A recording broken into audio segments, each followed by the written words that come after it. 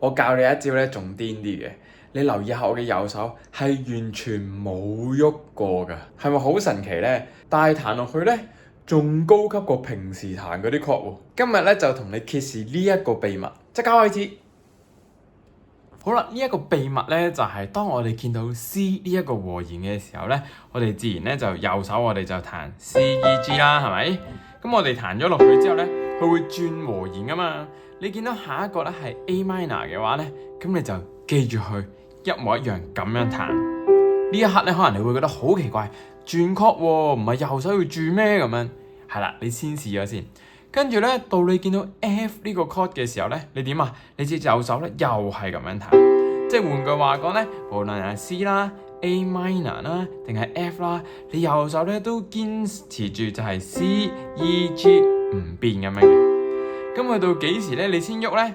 淨係咧去到 G 嘅時候咧，你將成隻手咁樣褪過一格 ，hold 住，跟住就照彈落去，咁就可以做到噶啦。咁咧，我哋即刻可以試下咯喎。咁咧就加埋我哋嘅左手落去啦。咁啊，左手嗰度點樣咧？咁我哋就要跟住轉嘅。左手咧就好簡單啦，見到 C 咪彈 C 啦，跟住彈落去就 A 音啦。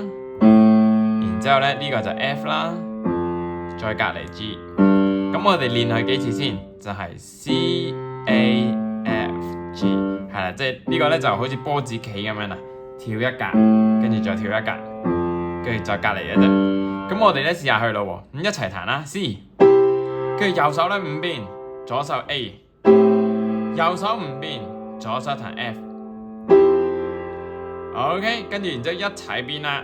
一個咧就係上一格，右邊呢個落一格，搞掂啦！你可唔可以做到啊？你試下咯喎，一齊嚟咯喎 ，C， 跟住 A， 淨係左手啫，跟住 F 淨係左手啫，跟住 G 一齊，搞掂晒啦！咁如果咧你未熟嘅話咧，你就練佢一次啦，即係你就咁樣，係咁樣練啦。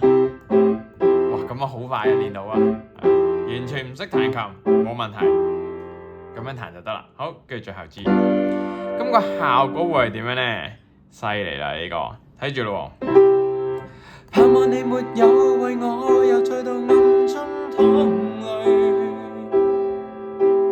我不想留低你的天空去，就係咁樣咯。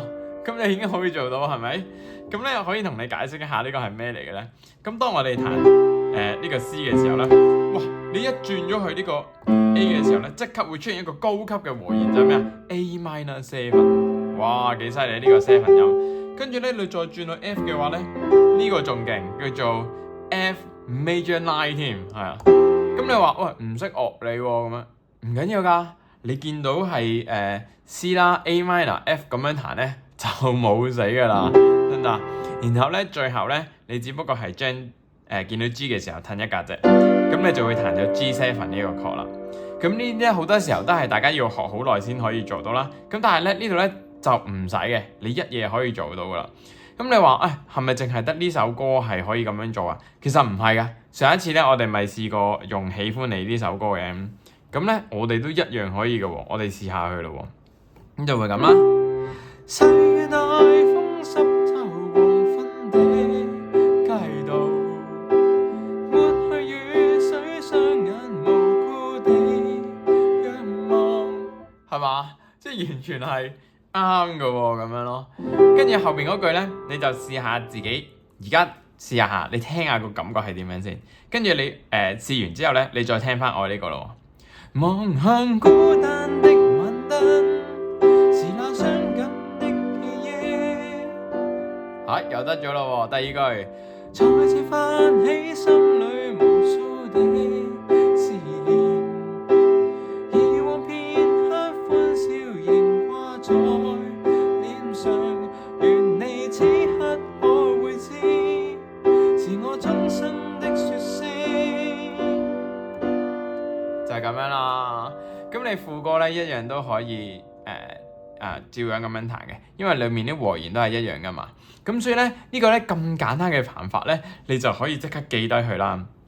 咁你發現你都有啲成功感喺度喎。咁我為咗咧方便大家練習咧，我都將呢一個懶人高級和弦嘅筆記咧就放埋落嚟啦。咁你點擊下面嗰個連結咧，你就可以免費得到啦。咁至於你話唔係喎，我都有啲歌咧想彈下，唔係淨係得呢4個 chord 嘅喎，仲有其他嘅喎。得，冇問題，咁我就會教你一套邏輯咧，就係點樣可以解鎖到市面上90% 嘅流行歌。咁然之後咧，你就淨係睇住個字母，咁你就可以彈到噶啦。咁我哋呢個咧就下次見。但係至於你話唔係喎，我都想即係了解下最基本嗰個彈法係點樣咧？咁你而家即刻就睇翻呢一條片啦。我哋下次再見啦，拜拜。